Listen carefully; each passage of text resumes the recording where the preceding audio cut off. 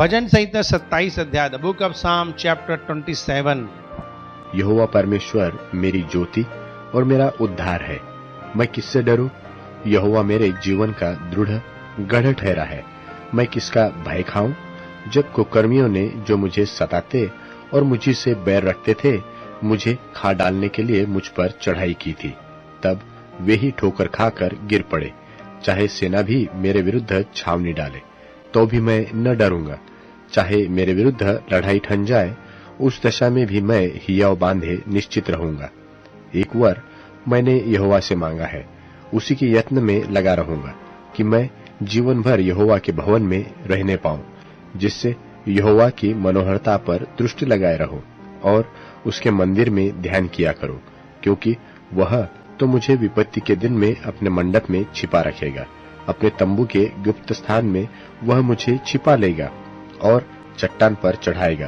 अब मेरा सिर मेरे चारों ओर के शत्रुओं से ऊंचा होगा और मैं यहोवा के तंबू में जय जयकार के साथ बलिदान चढ़ाऊंगा और उसका भजन गाऊंगा। हे यहोवा, मेरा शब्द सुन, मैं पुकारता हूँ, तू मुझ पर अनुग्रह कर और मुझे उत्तर दे। तूने कहा है कि मेरे दर्शन के खोजी हो, इसलिए मेरा मन तुझसे कहता है कि हे यहोवा, तेरे दर्शन का मैं खोजी रहूंगा। अपना मुख मुझसे न छिपा, अपने दास को क्रोध करके न हटा। तू मेरा सहायक बना है। हे मेरे उद्धार करने वाले परमेश्वर, मुझे त्याग न दे और मुझे छोड़ न दे। मेरे माता पिता ने तो मुझे छोड़ दिया है, परंतु यहोवा मुझे संभाल लेगा। हे यहोवा, अपने मार्ग में मेरी अगुवाई कर और मेरे द्रोहियों के कारण मुझको चौरस रास्ते पर ले चल। मुझको मेरे सताने वालों की इच्छा पर न छोड़, क्योंकि झूठे साक्षी जो उपद्रव करने की धुन में है, मेरे विरुद्ध उठे हैं। यदि मुझे विश्वास न होता कि जीवितों की पृथ्वी पर यहोवा की भलाई को देखूंगा, तो मैं मूर्छित हो जाता। यहोवा की बाट जोहता रह, हियाव बांध और तेरा हृदय दृढ़ रहे। हाँ, यहोवा ही की बाट जोहता रह।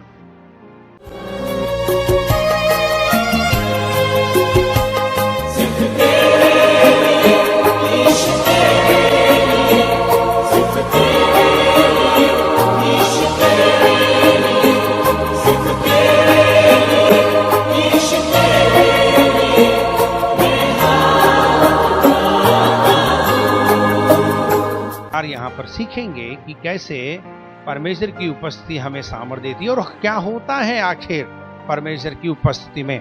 देखो, आज है मिशन संडे।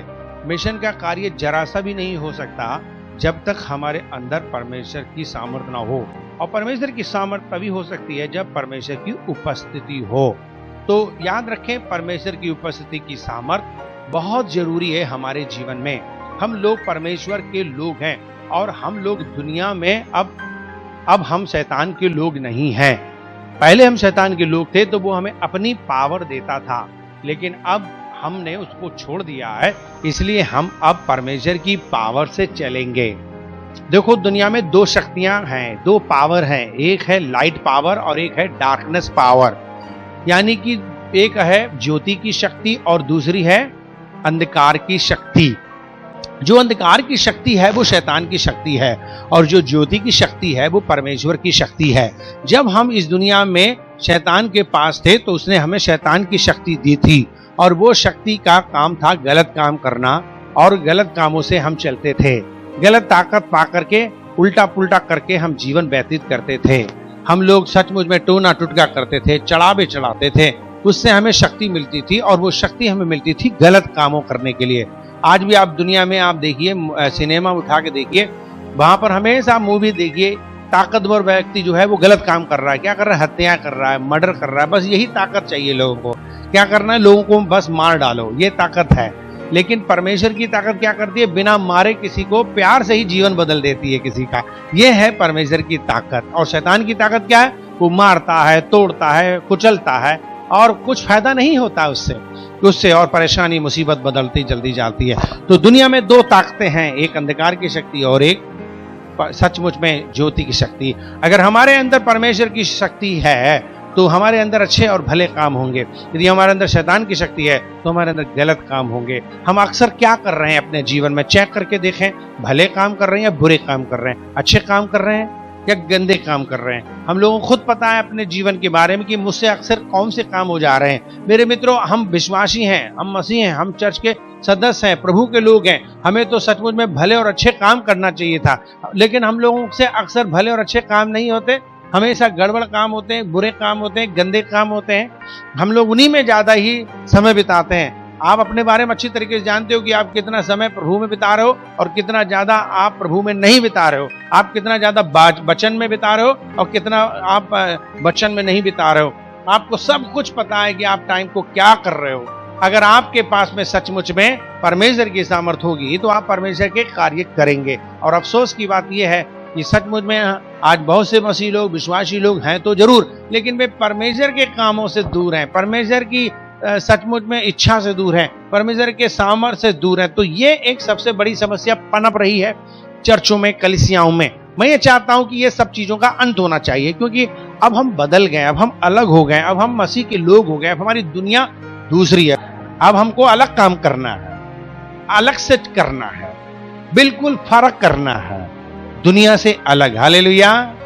हमें क्या करना है? दुनिया से अलग करना है। आमीन। एक गाना हमने गाया था, मन का दीप जला। आमीन।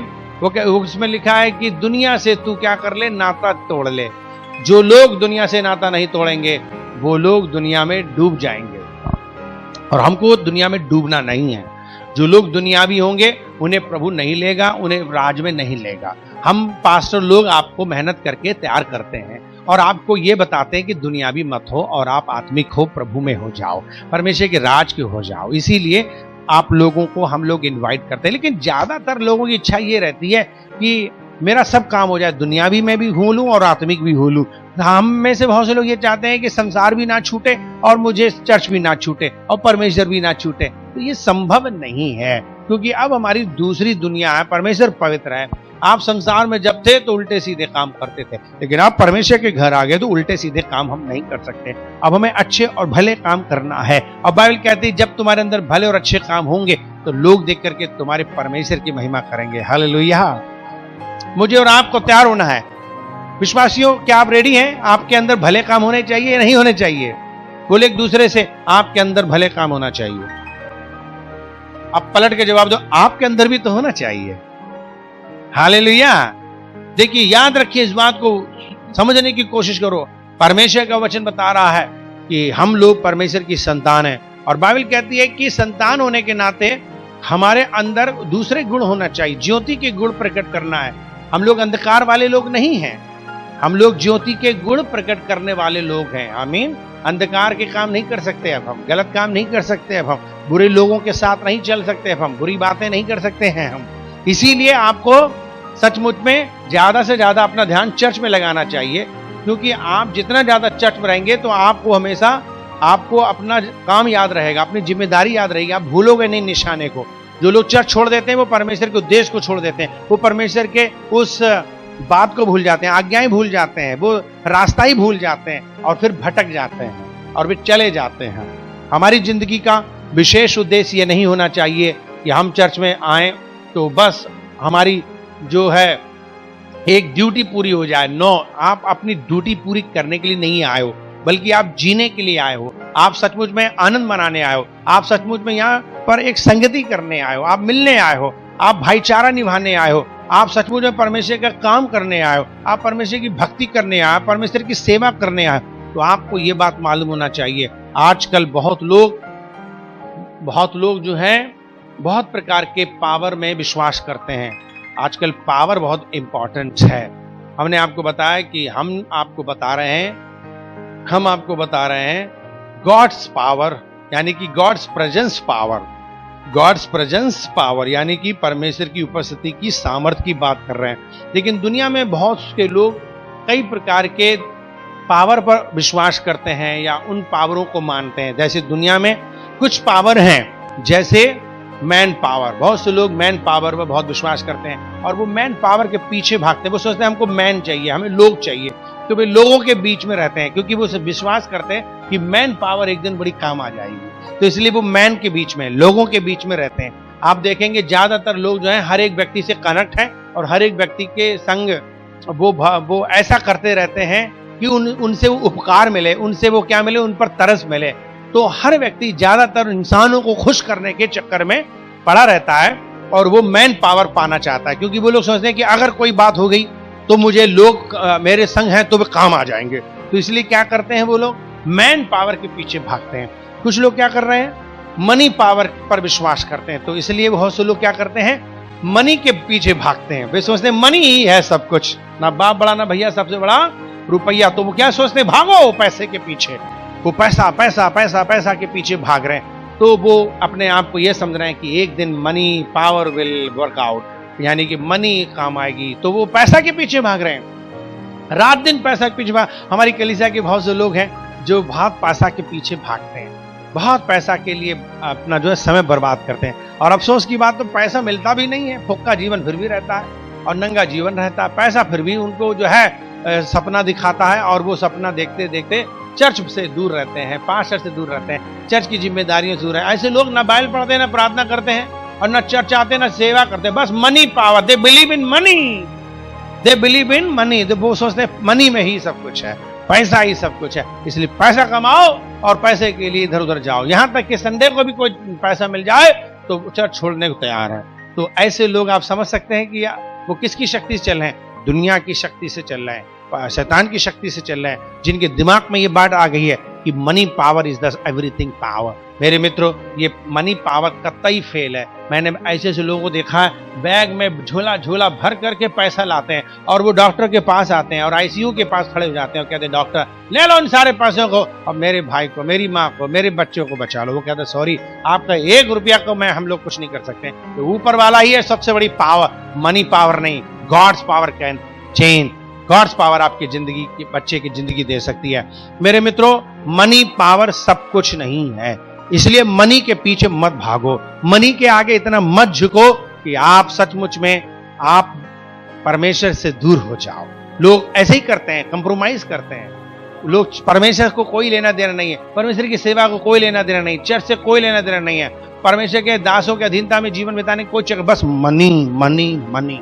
मित्रों, जितना वो पैसे के पीछे भागते हैं उतना दर्द वो लेते हैं, उतना पीड़ा वो लेते हैं, उतने संसारिक हो जाते हैं, उतने दुनियावी हो जाते हैं। क्योंकि याद रखो, पैसा एक दुनिया का सबसे बड़ा धोखा है और वो परमेश्वर के राज के लिए रोड़ा है। जो लोग स्वर्ग में जाना चाहते हैं पैसे के पीछे भागेंगे तो पैसा उनको खा जाएगा, नाश करेगा, जन्नत से भी दूर हो जाएंगे। बाइबल कहती है धनी लोग परमेश्वर के राज में नहीं जाएंगे, पैसे वाले परमेश्वर के राज में नहीं जाएंगे। तो लिहाजा मतलब क्या, ये नहीं कह रहा हूं कि आपको कतई पैसा नहीं चाहिए, आपको पैसा चाहिए, पैसा प्रभु बहुत देगा, लेकिन आप प्रभु पैसा को कुछ मत समझो, पैसा को कूड़ा फेंको, कूड़ा समझो, उसको फेंक दो उठा के, परमेश्वर आपको बहुत पैसा देंगे, हालेलुया। लेकिन हम पैसे के पीछे भागेंगे तो याद रखो पैसा आपको फेंक देगा। याद रखो, पैसा एक दिन आपको क्या करेगा, फेंक। आप पैसा को फेंक दोगे तो क्या करोगे, परमेश्वर आपको सचमुच में उठा के इतना ऊंचा रखेगा कि कोई दुनिया की ताकत आपको फेंक नहीं सकती। आज कई बार हमें क्यों लोग उठा के फेंक देते हैं, हमारे पति हम उठा के फेंक देते हैं। हमारी शादी तो हुई लेकिन पति ने छोड़ दिया, और हो सकता है पत्नी ने छोड़ दिया, हो सकता है बच्चों ने छोड़ दिया, हो सकता है हमारे माता पिता ने हमें छोड़ दिया हो। हमें क्यों उठा के लोग फेंक देते हैं, क्योंकि हमने सचमुच में मनी को उठा के फेंका नहीं था, हमने मनी को बहुत महत्वपूर्ण समझा था, इसीलिए आज मनी हमें उठा के फेंक रही है। याद रखिए, इन बातों को समझने की कोशिश कीजिए। जो लोग मनी के पीछे भाग रहे हैं उनको मनी उठा के फेंक रही है।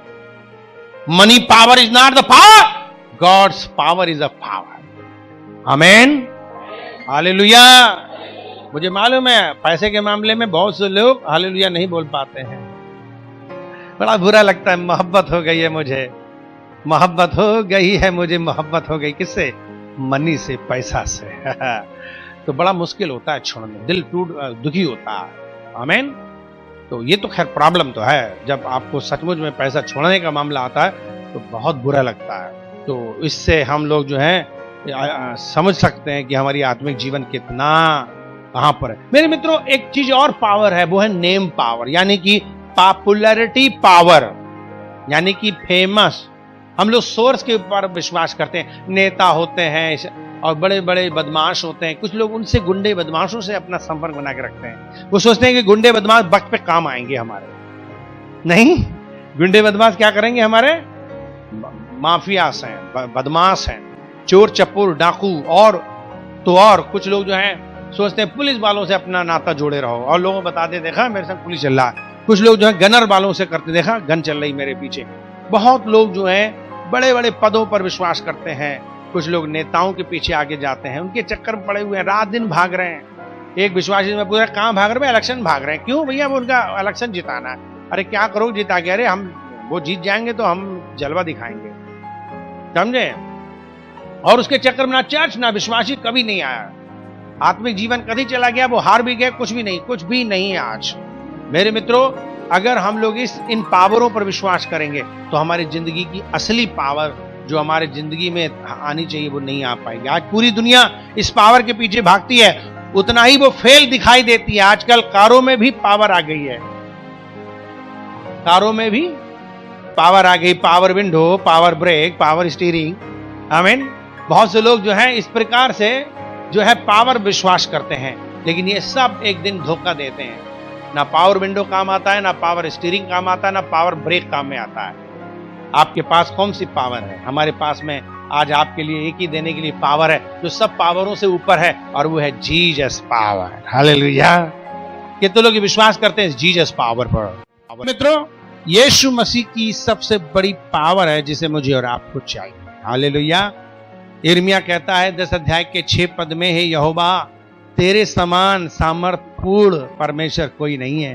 There is no other God like our God. हमारा परमेश्वर ने दुनिया बनाई, केवल कह के उसने कहा बन जाओ तो सब कुछ बन गया। पूरी धरती, पृथ्वी, संसार की हर एक सृष्टि उसने अपने शब्दों से कह के बना दी। उसके पास इतनी पावर है कि उसने मौत को भी हरा दिया और तीसरे दिन जिंदा हो गया, आज तक जिंदा है। हालेलुया। ओ, इस पावर पर विश्वास करो, इस पावर पर क्या करो? विश्वास करो। मेरे मित्रों, दाऊद कहता है कि मैंने परमेश्वर से पूछा तो उसने 2 बार मुझे बताया कि परमेश्वर ही सामर्थी है। हालेलुया। मेरे मित्रों, परमेश्वर का वचन कई बार हमें उदाहरण देता है। परमेश्वर की उपस्थिति जब आती है परमेश्वर के लोगों में तो जीने की सामर्थ आती है। अगर आप सचमुच में जीना चाहते हैं तो आप बिना परमेश्वर की सामर्थ से जी नहीं सकते हैं। आपको जीने के लिए परमेश्वर की सामर्थ चाहिए, आपको जीने के लिए परमेश्वर की सामर्थ चाहिए। मेरे पास में बहुत लोग आते हैं जिनके पास कारें हैं, बंगला है, उनके पास पैसा है, लेकिन वे उनसे बस मुझसे वो एक ही बात कहते रह रहे हैं कि हम दुखी हैं, हम निराश हैं, हताश हैं, उमंग नहीं है, जोश नहीं है, खुशी नहीं है, विश्राम नहीं है। इस तरीके से वो परेशान रहते हैं, इस तरीके से वो दुखी रहते हैं। मेरे मित्रों, परमेश्वर की उपस्थिति जब आती है तब परमेश्वर के लोगों में जीने की जो है सामर्थ आती है। हालेलुया। आज लोग, बहुत से लोग जो है योगा सीख रहे हैं, और उस योगा का मतलब है जीने की कला। जीने की कला सीख लो, योगा तो जियोगे। मैं आपको सच बता रहा हूं, योगा आपको कभी जिंदगी में नहीं आपको जिंदा रख सकेगी, आपको कभी नहीं जिला सकेगी जो परमेश्वर की उपस्थिति आपको जिला सकेगी। हालेलुया। परमेश्वर की उपस्थिति आपको सामर्थ देगी, उससे आप जिएंगे। किसी और कला से और किसी और तरीकों से इस दुनिया में इंसान नहीं जी पाएगा। ये तरीका और कलाएं इंसान को नहीं जिला पाएंगी। ये तो सृष्टिकर्ता परमेश्वर है जो इंसान को जिलाएगा, जो परमेश्वर इंसान को जीने की ताकत देगा, सामर्थ देगा। मुझे और आपको जीने के लिए परमेश्वर की सामर्थ चाहिए, और परमेश्वर की सामर्थ परमेश्वर की उपस्थिति से आती है। और मैं आज आपको बता रहा हूं परमेश्वर की उपस्थिति की सामर्थ के बारे में बता रहा हूं, और मैं आपको बता रहा हूं कि परमेश्वर की उपस्थिति सचमुच में मेरी जिंदगी के लिए बहुत महत्वपूर्ण चीज है जो मुझे सचमुच में सामर्थ्य देगी। मेरे मित्रों, एक बार की बात है जब परमेश्वर ने मूसा को चुना था। आप सब लोग बाइबल जानते हो, मुझे मालूम बहुत से लोग बाइबल नहीं जानते क्योंकि पढ़ते नहीं है, लेकिन अफसोस है उनके लिए कि वो पढ़ते नहीं है। और मेरी विनती है कि आप बाइबल पढ़ो हमेशा, और आपको बाइबल में सारी स्टोरी पता चलेगी। और निर्गमन में मूसा के बारे में हम लोग देखते हैं। मूसा जो कि सचमुच में मिस्र देश में एक राजा के समान अपने उस फिरौन के घराने में पल रहा था, बढ़ रहा था, और वो बहुत बड़ा हो गया। लेकिन कुछ दिन के बाद उसे पता चला कि वो तो मिस्री नहीं है बल्कि इस्राएली इब्री है, क्योंकि बचपन में उसकी माँ ने उसको जो है टोकरे में बच्चे को रख करके नील नदी में बहा दिया था। क्योंकि फिरौन राजा इस्राएलियों के एक एक लड़कों को मार रहा था, क्योंकि इस्राएली लोग बढ़ने लगे थे। और याद रखो, किसी जमाने में यूसुफ वहां का प्रधानमंत्री था, और इसलिए उनकी बड़ी अच्छी लाइफ थी। लेकिन यूसुफ मर गए थे, कई साल के बाद वो फिरौन राजा भी सब मर गए। और कुछ दिन के बाद ये इस्राएली लोग बढ़ते चले गए। लेकिन पुराने लोगों ने इतिहास पढ़ा कि ये लोग कहां से आए, तो पता चला यूसुफ कभी जमाने में मिस्र में एक दास के रूप में था, और वो दास व्यक्ति कैसे प्रधानमंत्री हो गया, और आज कैसे इन लोगों की सेना आज इतनी बड़ी हो गई है, और ये लोग हमला करेंगे तो हम हार जाएंगे। लिहाजा फिरौन राजा ने क्या योजना बनाई, इनके सारे बच्चे मार दिए जाएं, लड़के खत्म हो जाएंगे, इनकी ताकत खत्म हो जाएगी और हम लोग इनको राज करेंगे। मेरे मित्रों, सचमुच में इस दशा में उसकी मां ने उस बच्चे को डाल दिया था नील नदी में, और जब वो फिरौन की बेटी को बच्चा मिला तो उसने कहा, अरे ये बच्चा तो सचमुच में बहुत सुंदर है और ये नदी से निकला है, इसका नाम मूसा रखा जाएगा। और उसने पाला पोसा बड़ा किया, और जब वो बड़ा हुआ बहुत ही पावरफुल बना, तो बाद में पता चला कि सचमुच में मिस्री लोग इसराइलियों को बहुत सताते हैं, दुखी करते हैं, परेशान करते हैं। तब सचमुच में उसे पता नहीं क्यों अंदर से दुखी होता था। उसके बाद कुछ अध्ययन के बाद उसे पता चला कि वास्तव में उसका दिल तो इब्री है, उसका मन तो इब्री है, वो तो इसराइली है। उसे बाद में अपनी स्टोरी पता चला कि वो कहां से आया, और उसके बाद उन्हें अपने इसराइलियों के प्रति उसके अंदर सहानुभूति और प्यार और प्रेम आदर उसके अंदर आ गया। और एक दिन मिस्री सैनिक मार रहा था इसराइली को, तो क्या हुआ आपको मालूम होना चाहिए क्या हुआ, उसने मार डाला मिस्री को और छिपा दिया। अगले दिन क्या हुआ, दो इब्रानी लोग यानी कि इब्री और इसराइली लोग लड़ रहे थे। उसने उन लोगों को बीच बचाव किया, भाइयों आप लोग क्यों लड़ रहे हो, आप तो आपस में भाई हो। उसने कहा तुम हमारे पास से जाओ, तुम मिस्री हो, तुमने कल एक को मारा था, क्या हमें भी मारना चाहते हो। ये बात फैलने लगी, और फिरौन और मूसा ने सोचा कि मेरा जीवन अब खतरे में है, तो वो वहां से भाग गया, जंगलों में चला गया। जंगल में जाकर के वो सचमुच में बहुत दूर देश को चला गया, और वहां पर वो सचमुच में कहीं जाकर के शादी कर ली, कहीं जाकर के बड़ा रहा। 40 साल तक वो जो है चरवाहे का काम करता रहा। अचानक एक दर्शन पाता है, और वो जंगल में उसे एक सचमुच में झाड़ी जलती हुई दिखाई देती है, ना वो भस्म होती है ना खत्म होती है। लिहाजा वो वहां पर पहुंचता है, परमेश्वर दर्शन देता है, और परमेश्वर ने उससे कहा, देखो मैं तुमको दर्शन दे करके तुमको एक काम देता हूं, तुम चले जाओ मिस्र देश में जहां से तुम आए थे, और वहां पर तेरे लोग सब दुखी परेशान हैं, निकाल ले उन्हें, क्योंकि मैं उनका परमेश्वर हूं, और मैं चाहता हूं कि वो मेरे लिए जंगल में आए।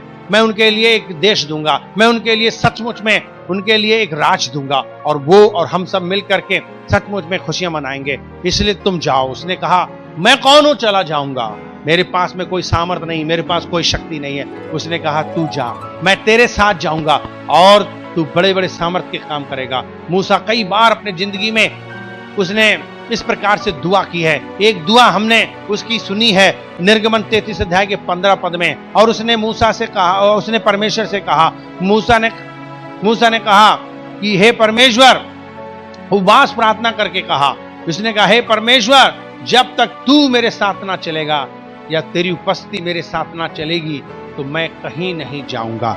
उसने परमेश्वर की उपस्थिति में अपने जीवन में बहुत बड़ा चमत्कार पाया था। एक बार याद रखो, जब मूसा के पास मूसा शुरुआत में जब फिरौन के पास जा रहा था, तो परमेश्वर ने कहा मेरी उपस्थिति तेरे पास जाएगी, तेरे साथ जाएगी, और इसीलिए उसने चिन्ह चमत्कार के काम दिखाए, और मूसा की समझ में आया, और मूसा सचमुच में परमेश्वर की उपस्थिति से भरा था, और इसीलिए वो बड़े बड़े काम करता था, चिन्ह चमत्कार होते थे। उसी पावर से समुद्र के जो 2 टुकड़े हो गए, उसी से ही वो पानी जंगल में चट्टान से पिलाता था, उसी सामर्थ्य से वो सचमुच में बहुत बड़े बड़े काम होते थे। भोजन मिलता था, खाना मिलता था, और देशों से लड़ता था, दुश्मनों से लड़ता था, और विजय मिलती थी। इसलिए मूसा ने कहा परमेश्वर, जब तक तू मेरे साथ नहीं जाएगा मैं कुछ भी नहीं कर सकता। हालेलुया। आज बहुत से विश्वासी क्या कह रहे हैं, प्रभु हम सब कुछ कर सकते हैं तेरे बिना। हालेलुया। आज विश्वासी क्या कर रहे हैं, वो कह रहे हैं कि हम सब कुछ कर सकते हैं परमेश्वर के बिना। अपने जीवन में परमेश्वर की उपस्थिति चाहिए, आपके अपने घर में परमेश्वर की उपस्थिति चाहिए। इसके लिए उपवास प्रार्थना में आ जाओ। तो उन्होंने मुंह बना लिया, बोले हमसे उपवास प्रार्थना नहीं होगा। तो हमने अच्छे ख्वाब देखना फिर बंद कर दो। ख्वाब तो तुम देख रहे हो कि जन्नत आ जाए, ख्वाब तो तुम देख रहे हो कि सचमुच में अमन चैन आ जाए, ख्वाब देख रहे हो कि तुम्हारा पति वापस आ जाए, ख्वाब देख रहे हो कि तुम्हारी पत्नी वापस आ जाए, ख्वाब देख रहे हो कि तुम्हारी बहू सही हो जाए, ख्वाब देख रहे हो कि तुम्हारा बेटा सही हो जाए, ख्वाब देख रहे हो कि तुम्हारी जिंदगी में नौकरी आ जाए, बिजनेस आ जाए, सब कुछ अच्छा हो जाए। ये तो अच्छे ख्वाब हैं, लेकिन तुम परमेश्वर की उपस्थिति को नहीं पाना चाहते हो, तो ये बातें संभव नहीं है। आमीन। बहुत से लोग हमारे विश्वासी सपना देखते रहते हैं कि हमारा ये हो जाए, वो हो जाए, ये हो जाए, वो हो जाए। अरे तुम्हारे सपने देखने से थोड़ी कुछ होगा, और ना तुम्हारे फोन करने से पास्टर डैनियल से कुछ होगा। याद रखो, छोटी मोटी बीमारियां ठीक हो जाएंगी, लेकिन आपकी बड़ी समस्याओं के लिए आपको बड़ी परमेश्वर की उपस्थिति चाहिए। आपको अपने अंदर चाहिए, हमारे अंदर तो है ही, आपको भी अपने अंदर परमेश्वर की उपस्थिति चाहिए, क्योंकि परमेश्वर आपके घर में काम करेगा तो आपके अंदर परमेश्वर की उपस्थिति होनी चाहिए और परमेश्वर की उपस्थिति को खोजना चाहिए। अरे कितनी बढ़िया बात यहां पर हम लोग देख रहे हैं 27 अध्याय में जो हमने पढ़ा है, यहां पे कितनी बढ़िया बात कह रहा है। ओ पढ़िए 4 पद में लिखा है, एक वर मैंने यहोवा से मांगा है और उसी के यत्न में रहूंगा। क्या कहेगा? कह रहा है वो, मैं उसी के यत्न में रहूंगा, यत्न में। आमीन। लेकिन हम लोग क्या करते हैं? उमंग जोश हमारे अंदर जो जुनून सवार रहता है, वो किसके लिए सवार रहता है? सुबह उठे तो वो लड़की, सुबह दोपहर में उठे तो वो लड़की, रात हुई तो लड़की, और वो लड़का, और वो नौकरी, वो बिजनेस, उसी के चक्कर में धुन सवार रहती है। ना कोई चर्च, ना कोई सेवा, ना कोई पास्टर।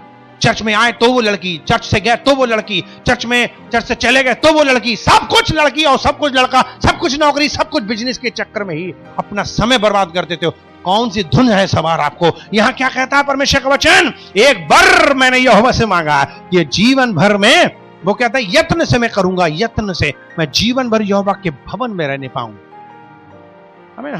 हम लोग चाहते हैं हमारी लाइफ बदल जाए, हम चाहते हैं कि हमारी शादियां हो जाएं, हम चाहते हैं हमारे बिजनेस आ जाएं, हम चाहते हैं हमारा घर बन जाए, हम चाहते हैं कारें आ जाएं, हम चाहते हैं कि हमारी लॉटरी लग जाए। बाइबल कहती है यस, सब कुछ लग सकती है, लेकिन तुम क्या सचमुच में मुझे खोजते हो? बाइबल कहती जो मुझे खोजता वो पाता है। हाँ? क्या करता है? हम लोग क्या कर रहे हैं?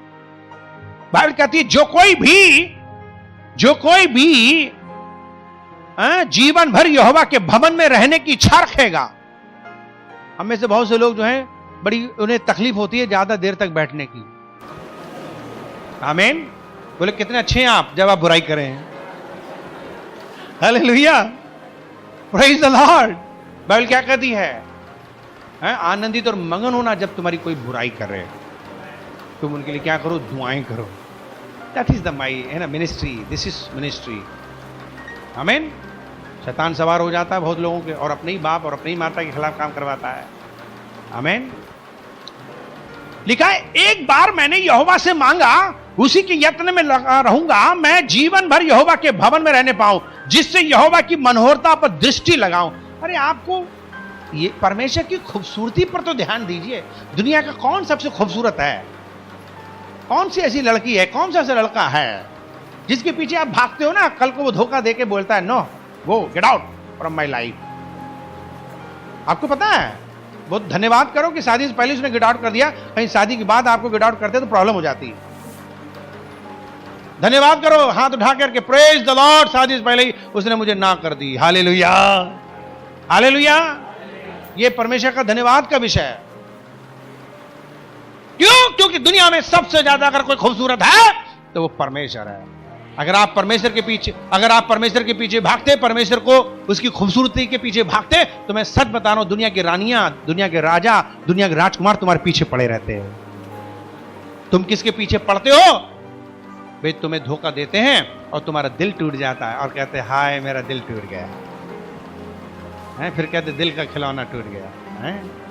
मेरे मित्रों, परमेश्वर का वचन क्या कहता है? जिससे परमेश्वर की मनोहरता पर दृष्टि लगा। अरे तुम किसको देखने आते हो? किसको देखने आते हो? चर्च में इसलिए आते हो, विश्वासियों से इसलिए मिलते हो। हम लोग एक दूसरे के जुगाड़ में लगे कि क्या मुझे मिल जाएगा इससे, क्या मुझे मिल जाएगा इससे। पर हम ये भूल गए कि सारी जिंदगी की सारी आशीषों को देने वाला परमेश्वर है, इंसान नहीं है। जब मैं परमेश्वर पर अपनी आंखें नहीं लगाऊंगा तो मैं फिर इंसानों पे आंखें लगाऊंगा और इंसान धोखा देगा। आप समझने की कोशिश करो। मैं आपको यह समझाने की कोशिश कर रहा हूं मुख्य बात, कि आप जिन पावरों के पीछे भाग रहे हैं, मैन पावर के पीछे भाग रहे हैं, आप मनी पावर के पीछे भाग रहे हैं, आप सचमुच में पॉपुलर के पीछे भाग रहे हैं, वो सब धोखा देंगे आपको। कोई काम नहीं आएगा, केवल एक ही पावर काम आएगी, अब है गॉड्स पावर, परमेश्वर की power, Jesus power, super power. वही आपको तसल्ली देगी, वही शांति देगी, वही चैन देगा, वही खुशी देगा, वही विश्राम देगा, वही सब कुछ, और जो कुछ भी वो देगा वो परफेक्ट देगा, सिद्ध देगा, सिद्ध। वरना दुनिया में जिसको आप अपनी बुद्धि से चुनोगे, जिनको आप अपनी बुद्धि से जिनके पीछे भागोगे, वे दुख और दर्द के अलावा कुछ नहीं। मान लो मेरी बात, समझ लो मेरी बात, लेकिन कुछ लोग मानेंगे नहीं जब तक वो अनुभव नहीं कर लेंगे। तो कहते हैं जब तक हम चख ना लें वो फल जो हब्बा ने खाया है, तब तक हम मानेंगे नहीं। क्या करें, बड़ा दुख होता है हमें उन लोगों से जिनको हम अकल देते। देखो मूसा कहता है मैं एक सेकंड भी नहीं आगे बढ़ूंगा, एक कदम भी आगे नहीं बढ़ूंगा जब तक तू मेरे साथ ना जाए और तेरी सामर्थ मेरे पास ना हो, मैं कुछ नहीं करूंगा। विश्वासी कह रहे हम सब कुछ कर लेंगे अपने यहां, ना पास्टर की जरूरत, ना चर्च की जरूरत, ना उपवास की जरूरत, अपने आप शादी कर लेंगे, अपने आप नौकरी कर लेंगे, अपने आप पढ़ाई कर लेंगे, अपने आप बिजनेस कर लेंगे। ना बिजनेस में सक्सेस, ना नौकरी में सक्सेस, ना शादी में सक्सेस। कोई क्षेत्र मुझे बता दो सक्सेस हो, बताओ। खुद जानते हो कितने दुखी और हताश निराश हो, क्योंकि आपने इन सबको पावरफुल समझा, लेकिन आपने परमेश्वर की उपस्थिति को पावरफुल नहीं समझा। मेरे मित्रों, मुझे और आपको परमेश्वर की उपस्थिति चाहिए। आज क्यों लोग मिशन का काम नहीं करते, आज क्यों लोग प्रचार नहीं करते, आज क्यों लोग गवाही नहीं देते? क्योंकि उनके पास में पावर नहीं है। यही तो कारण है। मेरे मित्रों, आज परमेश्वर के वचन को बड़े ध्यान सुनो। मूसा ने उपवास प्रार्थना करके कहा प्रभु मैं आगे नहीं बढ़ूंगा एक कदम भी अगर तू मेरे साथ नहीं है। नौकरी करो, पूछो, प्रार्थना करो, प्रभु मुझे नौकरी ये चाहिए।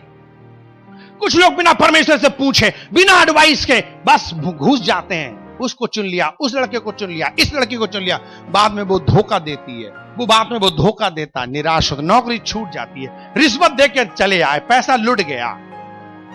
आप खुद जानते हो क्या क्या आपने गलतियां की हैं। मेरी जिंदगी में एक बात यह होना चाहिए कि मैं एक कदम भी नहीं आगे बढ़ाऊंगा। उसे पता था कि परमेश्वर इस्राएलियों के साथ रहता था तो इस्राएली लोग महान होते थे, पूरे संसार में बड़ी बड़ी ताकतें होती थी, बड़े बड़े सचमुच में लोग, बड़े बड़े सचमुच में ताकतवर वाले इस्राएलियों से डरते थे। और आज भी हमारे हमको मालूम होना चाहिए, इस्राएल देश आज भी सबकी हवा खराब करता है। छोटा सा देश है, चारों तरफ बड़े बड़े पावरफुल देश हैं, उनकी हिम्मत नहीं है कि उन पर अटैक कर दे, क्योंकि परमेश्वर ने अभी तक इस्राएल को अपनी पावर दी है। जिनके साथ परमेश्वर है मेरे मित्रों, उनका कोई भी कुछ कर नहीं सकता, बिगाड़ नहीं सकता है, क्योंकि सचमुच में परमेश्वर की उपस्थिति बड़ी पावरफुल है। मेरे अंदर परमेश्वर की उपस्थिति होनी चाहिए। वैसे ही अगर चर्च में परमेश्वर की उपस्थिति है, जिस चर्च में परमेश्वर की उपस्थिति है उसमें सामर्थ होगी और उसको परमेश्वर बहुत इस्तेमाल करेंगे और वहां लोग आशीष पाएंगे और वो चर्च उठता चला जाएगा, क्योंकि परमेश्वर की उपस्थिति है। हालेलुया। वैसे ही जिस पास्टर के अंदर परमेश्वर की उपस्थिति है मित्रों, वो पास्टर पावरफुल होगा और उसका प्रचार पावरफुल होगा और वो लोगों को छुएगा और दिल धक धक धक धक करेगा। हालेलुया, आमीन। उसके द्वारा चिन्ह चमत्कार होंगे। वैसे ही अगर किसी विश्वासी के अंदर परमेश्वर की उपस्थिति है, वो विश्वासी बड़ा सामर्थी होगा और वो बहुत वास्तव में आशीषें पाएगा, वो वास्तव में विश्वास योग होगा, वो वास्तव में मिशन का काम करेगा, प्रचार करेगा, गवाही देगा। मेरे मित्रों, 5 चीजें मैं बता के खत्म करूंगा कि सचमुच में परमेश्वर की उपस्थिति क्या कर देती है मेरे जीवन में। पहली चीज मैं बताऊंगा कि परमेश्वर की उपस्थिति क्या कर देती है। आप पढ़िए मत, खोल के मैं ऐसे ही बता दे रहा हूं, केवल लिख लीजिएगा अगर आपको लिखना है। पहली बात, 2 कुरिन्थियों उसका 3 अध्याय के 17 पद में लिखा है कि जो लोग परमेश्वर की उपस्थिति में रहते हैं, परमेश्वर उन्हें आजाद कर देता है उनके बंधनों से, उनको शैतानी शक्तियों से वो आजाद हो जाते हैं। जो लोग परमेश्वर की उपस्थिति में रहेंगे वे शैतान की शक्तियों से, शैतान की ताकतों से आजाद हो जाएंगे। और बाइबल कहती है अगर तुम सत्य को जानोगे तो सत्य तुम्हें स्वतंत्र कर देगा उन बंधनों से। हालेलुया। और सत्य परमेश्वर की उपस्थिति है। दूसरी बात, परमेश्वर की उपस्थिति क्या करती है? परमेश्वर की उपस्थिति आनंद भरती है। क्या करती है? आनंद भरती है। हालेलुया, आमीन। अगर हम भजन संहिता उसका 16 अध्याय के 11 पद में पढ़ें तो लिखा है तेरे निकट आनंद की भरपूरी है। परमेश्वर के निकट आनंद की भरपूरी है। परमेश्वर की उपस्थिति में क्या है? आनंद है। मेरे मित्रों, बहुत से लोग आनंद नहीं मनाते, बहुत से लोग गुनगुनाते नहीं है, बहुत से लोग सचमुच में प्रभु का गवाही नहीं देते, क्योंकि उनके अंदर आनंद नहीं है। अगर आनंद होगा तो आप उमंग जोश से रहेंगे, आप बहुत आनंदित रहेंगे और खुश रहेंगे। हालेलुया। और आजकल लोग आनंद तो है नहीं, उदास रहते हैं या गुस्से में रहते हैं, दो ही ज्यादा हो रहे हैं, या तो उदास पड़े या गुस्से में। आनंद है ही नहीं। जिसको उठा के देखो दुखी परेशान, वो घर में देखो तो उदास और दुखी और गुस्से में, दो ही ज्यादा हो रहा है, आनंद बहुत कम है। अगर आनंद हो तो मैं गारंटी देता हूं आपके घर में सुबह और शाम मजीरा और ढोलक बजेगा प्रभु की महिमा के लिए। बता दो, खड़े हो जाओ, किसके घर में सुबह, अभी बैठो, किसके घर में सुबह में भी ढोलक और मजीरा बज रहा है और शाम को भी ढोलक मजीरा बज रहा है? खड़े हो जाओ। कोई है? कोई है? यह पहचान तुम्हारे अंदर परमेश्वर की उपस्थिति कहां है, तुम्हारे घर में उपस्थिति कहां है। विश्वासी बन गए हो लेकिन परमेश्वर की उपस्थिति से दूर हो। मेरे मित्रों, अगर जिंदगी बदलवानी है अपनी तो याद रखो, परमेश्वर की उपस्थिति लाओ, वो मुझे आनंद देगी। बाइबल में लिखा है परमेश्वर की निकट आनंद और आपको भरपूरी से में आनंद मिलेगा। क्यों नहीं मेरे घर में भजन कीर्तन होते हैं? क्योंकि मैं आनंदित कहां हूं, मैं दुखी हूं, मैं तो गुस्सा में बैठा हूं। जहां फुर्सत मिली तो मैं क्या करता हूं? कंप्लेन करता हूं। जहां मुझे फुर्सत मिली मैं शिकायत करता हूं। जहां फुर्सत मिली खुड़खुड़ाता हूं, बुड़बुड़ाता हूं, गलत बातें बोलता हूं, वो ऐसा है, वो ऐसी, वो ऐसा। अरे तुम ये चक्कर में क्यों पड़े हो? परमेश्वर की उपस्थिति भरे होते तो तुम स्तुति प्रशंसा करते रहते। हालेलुया। गाना तो हम झूठ बोलने गाते हैं, सदा मैं स्तुति करूंगा, लिखा है सदा मैं स्तुति करूंगा, और कभी नहीं करते हो, केवल गाने के समय कहते हो, केवल गाने के समय कह देते हो सदा मैं स्तुति करूंगा। आमीन। गाने बनाने वाले ने बेचारे ने लिख भी दिया कि सदा स्तुति करूंगा, तब भी सदा स्तुति हम नहीं करते। केवल महीने दो हम महीने में जब भी ये गाना आ जाएगा तो हम इसमें शामिल हो जाते हैं और कह देते हैं हाँ सदा मैं स्तुति करूंगा। तो कोई बात हुई? हम आराधना स्तुति क्यों नहीं करते अपने घर में? मजीरा क्यों नहीं बजाते? ढोलक क्यों नहीं बजाते? तालियां क्यों नहीं बजाते? आपके घर में भजन कीर्तन सुबह शाम होना चाहिए। अगर आपको अपना घर में परमेश्वर की उपस्थिति लानी है और चमत्कार पाना, कुछ परिवर्तन लाना है।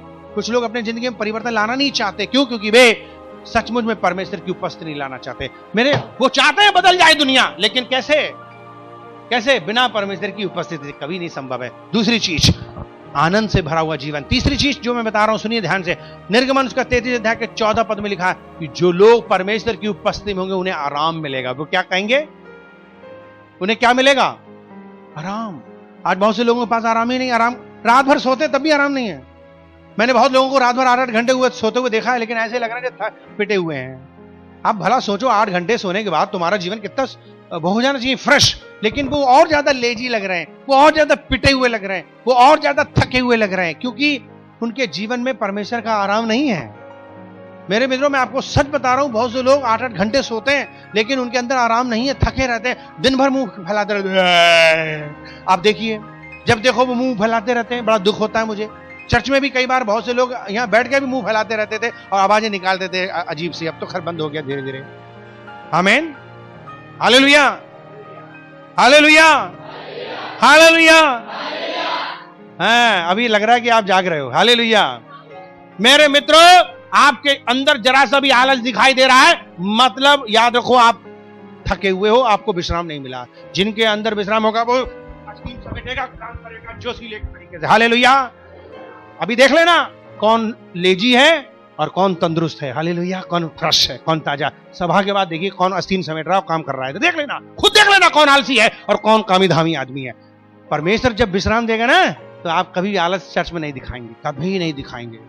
बहुत से लोग यहाँ आकर के आलसपन दिखाते हैं क्योंकि उनको विश्राम अभी तक नहीं मिला। और यीशु कहते हैं, हे बोझ से दबे थके लोगों, मैं तुम्हें क्या दूंगा?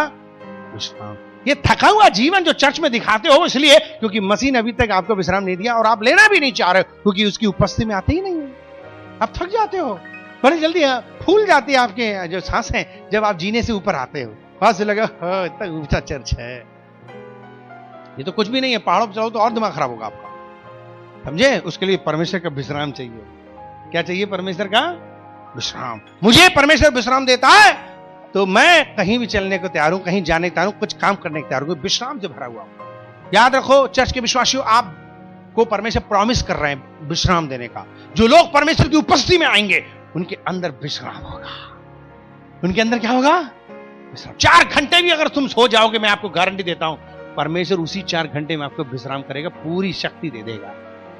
अब वरना 8-8 घंटे सोते रहो, थके से लगोगे, ऐसे लगो महीने से नहीं सो पाए। गड्ढे आंखों में गड्ढे में जा रहा है, काला हो रहा है चारों तरफ, और आप जो है बार बार मुंह फैलाते हैं, बार बार आप लेट जाते हैं, बार बार लोग कैसे करके बैठ जाएंगे। आप 2 लोगों को देखिए, कुछ लोग बैठने का तरीका ऐसे बैठ जाएंगे, हर समय पंचर। बड़े बड़े पढ़े लिखों के लोगों को मीटिंग में देखा है ऐसे, और सो रहे हैं कुछ लोग, समझे, ध्यान ही समझ में नहीं पा रहा कि चल क्या रहा है मामला। क्यों? क्योंकि इतने ज्यादा आज भी खैर बहुत से लोगों जो है बचे हुए हैं, मैं देखता हूं बहुत से लोग आज नहीं आए क्योंकि पता नहीं बरसात की वजह से, लेकिन वो आकर के यहाँ पक्का सो जाते थोड़ी देर के लिए हैं। तो प्लीज जो लोग बार बार ऐसे बैठे रहते हैं धोख लगा करके, इसका मतलब क्या? थके हुए हैं। क्या है वो? थके हुए हैं, उनको विश्राम नहीं मिला है। परमेश्वर विश्राम आपको देगा जब आप परमेश्वर की उपस्थिति में बैठो। कितने घंटे आप प्रार्थना कर रहे हो, कितने समय आप प्रभु को दे रहे हो, विश्राम परमेश्वर की उपस्थिति से मिले। हाँ, प्रेज द लॉर्ड, हालेलुया। मैंने आपसे पहले ही कहा था।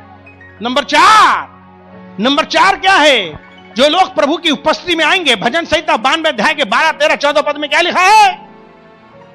भजन संहिता 92 अध्याय और उसके 12 से 13, 14 पद में लिखा हुआ है, मेरे मित्रों जरा पढ़ो। क्या लिखा है? लिखा है धर्मी लोग खजूर के समान फूले फलेंगे और लबालोन के देवदार के समान बढ़ते रहेंगे। वे कैसे बढ़ेंगे? यहोवा के भवन में रोपे जाएंगे, हमारे परमेश्वर के आंगनों में फले फूलेंगे। वे पुराने होने पर भी फलते रहेंगे और रस भरे लहलाते रहेंगे। यहां क्या लिखा है भैया? ध्यान से सुनो। परमेश्वर के घर में, परमेश्वर की उपस्थिति में आप बढ़ोगे, फलोगे, फूलोगे। जो लोग बढ़ना चाहते हैं, जो लोग अपना अच्छा शरीर चाहते हैं, जो तंदुरुस्त शरीर चाहते हैं, उन्हें परमेश्वर की उपस्थिति से बैठना पड़ेगा।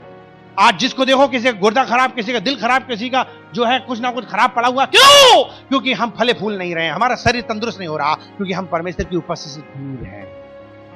कभी कभी हम इस तरीके से प्रचार कर रहे हैं, लोग सोच रहे हैं अरे वाह क्या मनोरंजन चल रहा है। हम ये मनोरंजन नहीं कर रहे हैं भैया, ध्यान सुनिए, हमारी बातें कम करिए। क्या परमेश्वर का वचन कह रहा है? अगर मेरे को अपना अट्ठा खट्टा सा शरीर चाहिए और बढ़िया बीमार निरोग शरीर चाहिए, तो मैं बढ़ूंगा, फलूंगा, फूलूंगा कैसे? परमेश्वर की उपस्थिति। लोगों को अब चर्च का पता नहीं मालूम है, अब उन्हें किसी और का पता है। जिसके पीछे भाग रहे हो वो बाय बाय करने वाला है, वो टाटा करने वाला है। और कुछ लोगों के तो टाटा हो चुका है और टाटा करवाना चाहते हो, भागो। जहां से भागोगे टाटा हो जाएगी, वहां से दरवाजे बंद हो जाएंगे। लेकिन अगर आप इतना समय परमेश्वर के लिए दे दिए, तो मैं आपको सच बता रहा हूं, हर चीज आपके पास कदमों में गिर पड़ती है। आपने ध्यान नहीं दिया, आप गंभीरता से आप परमेश्वर के पास नहीं आए, भागते चले गए हो। अब हल्का फुल्का ले रहे हो परमेश्वर के जीवन को। याद रखो बाइबल कहती है, जो लोग परमेश्वर के घर में आएंगे, परमेश्वर की उपस्थिति में रहेंगे, वो बढ़ेंगे, फलेंगे, फूलेंगे। 5वीं चीज, प्रेरित काम उसके 1 अध्याय के 8 पद में लिखा है, जब पवित्र आत्मा तुम पर आएगा तो तुम सामर्थ पाओगे और मेरे गवाह ठहरोगे। हालेलुया। बाइबल कहती है केवल वे लोग जिनके अंदर परमेश्वर की उपस्थिति है, उनके अंदर सामर्थ है, और वही लोग प्रभु का गवाही देंगे, वही लोग काम कर पाएंगे। और जो लोग गवाही नहीं दे रहे हैं, उनका मतलब क्या है? जो लोग गवाही नहीं दे रहे, प्रचार नहीं कर रहे, इसका मतलब क्या है बताओ? वे लोग परमेश्वर की उपस्थिति से नहीं चलते हैं। उनके पास परमेश्वर की उपस्थिति, कितना दुर्भाग्य होगा जिनके पास परमेश्वर की उपस्थिति नहीं है। अगर आप मुंह नहीं खोल रहे हो, प्रचार नहीं कर रहे हो, उसकी पहचान है कि आपके पास में परमेश्वर की उपस्थिति नहीं। मेरा जिंदगी बर्बाद हो जाएगी, चाहे भले हम ईसाई हो, मसीह हो, और चाहे भले बपतिस्मा पाऊं, अगर मैं परमेश्वर की उपस्थिति में नहीं हूं, तो मैं कभी भी नहीं परमेश्वर का काम कर सकता हूं, मैं कभी गवाही नहीं दे सकता हूं। आज लोग क्यों नहीं प्रचार करते? आज क्यों लोग गवाही नहीं देते? आज क्यों लोग आत्माओं को नहीं बचाते? क्यों नहीं जाकर के सुसमाचार प्रचार करते हो? क्यों नहीं आप मिशन का काम करते हो? क्यों नहीं आप सचमुच में लोगों के पास जाते हो? क्योंकि आपके पास परमेश्वर की उपस्थिति नहीं है। मूसा कहता मैं एक पल भी नहीं आगे बढ़ूंगा, एक कदम भी आगे नहीं बढ़ूंगा, अगर मुझे तेरी उपस्थिति नहीं मिली। और हम क्या करें? मैं तो ऐसे ही भाग जाऊंगा परमेश्वर की उपस्थिति के बिना, मैं लड़ लूंगा ऐसे ही, मैं ऐसे ही जाकर अभी दुश्मन से लड़ूंगा। और शैतान कहते इधर आ, मैं तेरी अभी मारता हूं तेरी लात। और फिर हम पिट उठ जाते हैं। जब हमने 2008 में एक सुसमाचार प्रचार का आयोजन किया, तो एक नया चेला जोश में आ गया, बोले मैं भी जाऊंगा प्रचार करने, और मैं भी जाऊंगा पर्चे बांटने, मैं भी जाऊंगा पोस्टर लगाने। तो हमने कहा बेटा तुम रहने दो। बोले नहीं मैं जाऊंगा। तो मैंने यार तुम उपवास प्रार्थना तो करते नहीं हो, और तुम जाओगे तो शैतान तुम्हें मारेगा। अरे नहीं पास शैतान को तो मैं मारूंगा। तो भैया हमने कहा लो जाओ रात में पोस्टर लगाओ। जब वो पोस्टर लगा रहे तो धड़ाधड़ करके पुलिस आ गई। अब पुलिस ने उनको धर धर धर मार के कहां लगा रहा है। अगले दिन वो चर्च में नहीं आया। वैसे वो हमेशा आता था, अब चर्च आना बंद। क्यों? क्योंकि भाई उसकी पिटाई लग गई है। तो हम उससे मिलने गए तो आंख खाली थी। तो हमने पूछा क्या हुआ? बोले पास्टर साहब देखिए हम प्रचार कर रहे थे, हम पिटाई क्यों खा गए? ये तो गलत बात है, वो परमेश्वर को हमें बचाना चाहिए था। तो हमने कहा परमेश्वर को बचाना चाहिए था, बिल्कुल सच बात है, वो बचाता भी है, वो हमें भी बचाता है, मेरे और लोगों को बचाता है। जो लोग परमेश्वर की उपस्थिति से भरे हैं वो बचते हैं, और जिनके अंदर परमेश्वर की उपस्थिति नहीं वो पिटते हैं। आमीन बोल दो। आप पॉइंट समझ रहे हैं हमारी बात? जो परमेश्वर की उपस्थिति से भरे वो बचेंगे, और जो परमेश्वर की उपस्थिति में नहीं भरे हुए पिटेंगे। उन्हीं का कलेश होगा, उन्हीं पर हमला होगा जो परमेश्वर की उपस्थिति में ज्यादा भरे हुए नहीं है। और जो लोग परमेश्वर की उपस्थिति भरे हुए हैं, हमला उनसे भाग जाएगा, शर्मा जाएगा, क्योंकि परमेश्वर की उपस्थिति है। कौन छू सकता है? जब मेरे अंदर परमेश्वर हो, मेरे अंदर परमेश्वर की उपस्थिति हो। नाम जपने से परमेश्वर की उपस्थिति नहीं आती है, उसके चरणों में बैठने से, उपवास करने से, प्रार्थना करने से, दुआ करने से, वचन पढ़ने से परमेश्वर की उपस्थिति आती है। कि भाव मत खाओ कि मैंने नाम ले लिया यीशु मसीह का, ऐसे नहीं होता। नाम लेने से नहीं, चर्च में आगे मेंबर होने से नहीं है। दिन रात परमेश्वर की उपस्थिति से भरे रहो, दिन रात परमेश्वर की उपस्थिति से भरे रहो, तब जाकर के क्या होगा? आपकी जिंदगी में सामर्थ आएगी, और सामर्थ से सब कुछ कर सकते हैं। आज क्यों नहीं मिशन के लिए लोग दान क्यों नहीं देते? 10 रुपया का नाश्ता क्यों नहीं बचाते? क्यों नहीं वो पैसा देते? क्योंकि उनके अंदर परमेश्वर की उपस्थिति। आप 10 रुपया जब नहीं देते हो ना, 300 रुपया महीना, तो इसका मतलब क्या है? आपके अंदर परमेश्वर की उपस्थिति नहीं है। आपको क्या लेना देना मिशन विशन से? क्या लेना आत्मा को बचाने से? अरे वो आत्मा की चिंता करेगा जो परमेश्वर की उपस्थिति की चिंता करेगा। गारंटी देता हूं मैं, अगर आप परमेश्वर की उपस्थिति भर जाओ तो सारे के सारे लोग 300 नहीं 3000 रुपए तक मिशन के लिए खर्चा कर सकते हो महीना में। हमें इतना विश्वास करता हूं। ताली बजा दो। पैसे के मामले में ताली नहीं बजाता आदमी, मालूम है मुझे, पक्का मालूम है। पैसे के मामले में ताली कभी नहीं बजाता आदमी, लेकिन अगर कोई सचमुच चमत्कार हो, दूसरी बात हो, तुरंत बजा। क्योंकि अभी भी हमारा परमेश्वर की उपस्थिति को वैल्यू नहीं समझ पाए। अभी भी हमारे दिमाग में मनी पावर सबसे ज्यादा पावर लगती है, परमेश्वर की उपस्थिति की पावर को हम महसूस नहीं कर पाए। मेरे मित्रों, दुनिया की कोई भी धन दौलत, दुनिया का कोई आदमी, कोई नेता परमेश्वर की ताकत के सामने खड़ा नहीं कर सकता। जिसके पास परमेश्वर की उपस्थिति है वो दुनिया के सबसे ताकतवर व्यक्ति। FWG चर्च के अंदर परमेश्वर की पावर है। क्या आपके अंदर पावर है? क्या आप आते हो उपवास प्रार्थना में? कहां चले गए? दुख संकट में केवल आते थे, अब उपवास प्रार्थना में आना बंद कर दिया। पहले आते थे, आप खूब आते थे, बहुत से लोग आते थे, चले गए अब दिन। अब परमेश्वर की उपस्थिति खत्म, अब वो रोशनी खत्म हो गई, वो लाइट खत्म हो गई। इसीलिए तो हमारी जिंदगी में परमेश्वर का आनंद नहीं है, परमेश्वर की आजादी नहीं है, परमेश्वर का आराम नहीं है। इसीलिए तो हमारे अंदर परमेश्वर की गवाही नहीं है।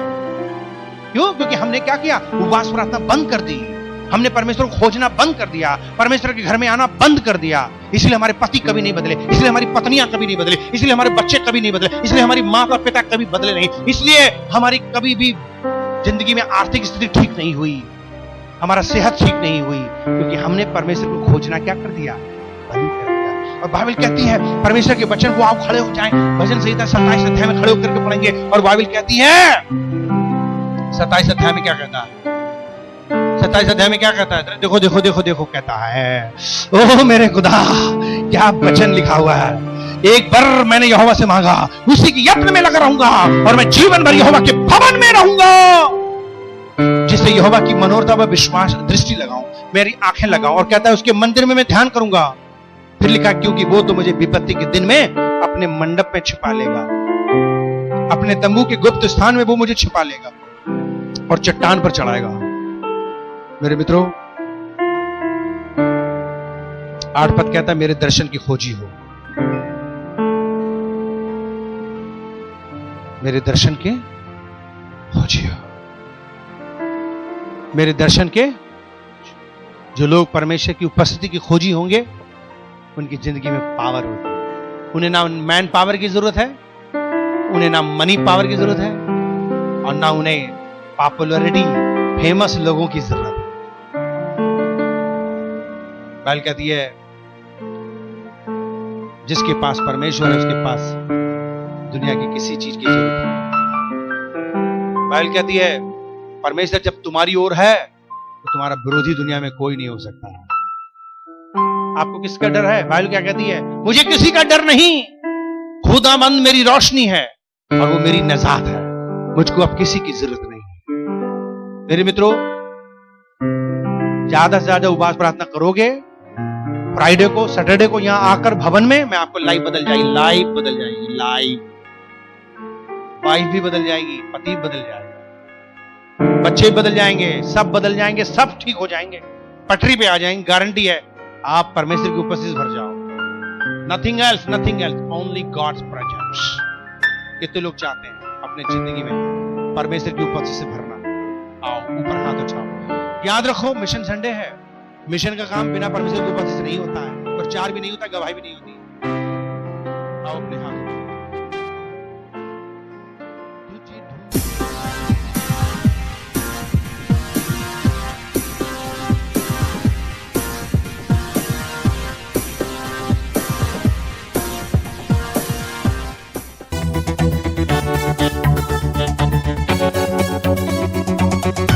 Thank you.